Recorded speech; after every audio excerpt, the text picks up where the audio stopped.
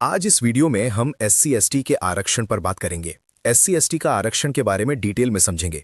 Video थोड़ा लंबा हो सकता है।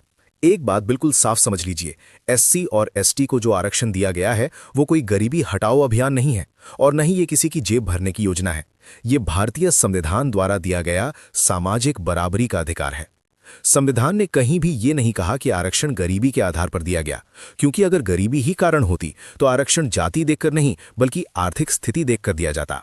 असली मुद्दा था सदियों से चला आ रहा सामाजिक और संस्थागत भेदभाव, जहां कुछ वर्गों को शिक्षा, प्रशासन, निर्णय प्रक्रिया और सम्मानजनक जीवन से जानबूझकर बाहर रखा गया। ये शोषण आर्थिक नहीं बल्कि सामाजिक था, और जब किसी समुदाय को सिस्टम से ही काट दिया जाए तो उसे बराबरी में लाने के लिए विशेष संवैधानिक प्रावधान करने पड़ते हैं। इसी कारण आर्टिकल 15 और आर्टिकल 16 के तहत एससी एसटी को प्रतिनिधित्व और समान अवसर देने की व्यवस्था की गई। डॉक्टर भीमराव अंबेडकर ने भी साफ कहा था कि आरक्षण कोई एहसान नहीं बल्कि न्याय की प्रक्रिया है, ताकि जिस क्षण भेदभाव हो रहा था उसी क्षण बराबरी का हिस्सा दिया जा सके।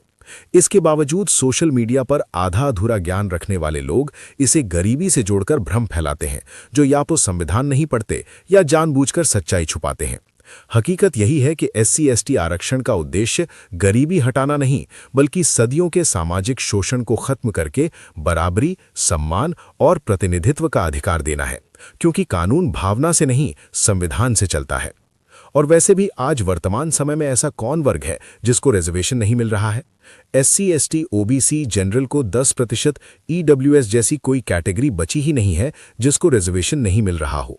और यदि रिजर्वेशन वास्तव में खत्म करना ही चाहते हैं तो इसका एक ही मात्र उपाय बचा है कि सबसे पहले इस देश में जाति व्यवस्था खत्म करनी होगी, तब जाकर आरक्षण की व्यवस्था खत्म हो पाएगी। अन्यथा यूं ही आधा अधूरा ज्ञान पेलते रहो, कुछ होने वाला है नहीं। भ्रामक जानकारी फैलाकर लोगों को गुमराह करते रहो। कॉन्स्टिट्यूशनल सबको बराबरी का अधिकार देता है, न कि किसी को गुमराह करने का, न किसी का शोषण करने का। जो पढ़ता है और जो पढ़ा लिखा है वो अच्छे से जानता है कि हमारे देश का कॉन्स्टिट्यूशनल कितना खूबसूरत है। अमेरिका के कोलंबिया यूनिवर्सिटी यूं ही नहीं डॉक्टर बीआर अंबेडकर की स्टैचू लगाई, और यूं ही नहीं दूसरे देश symbol of knowledge doctor BR Ambedkar को बोलते हैं, क्योंकि वहां पक्षपात नहीं होता। जहां पक्षपात होता है वहां हॉनर की कद्र नहीं होती। तभी तो भारत के अंदर जो भी हॉनरदार होता है, चाहे वो किसी भी धर्म या जाति से हो, उसको उठाकर विदेशी के लोग ले जाते हैं, जबकि भारत का संपूर्ण टैलेंट विदेशों में विदेशियों के काम आ रहा है। लेकिन ये बेवकूफ लोग कभी नहीं समझेंगे, बस अपने मां और दिमाग को अंधविश्वास में डुबो रखा है, अंधभक्त बने बैठे हैं।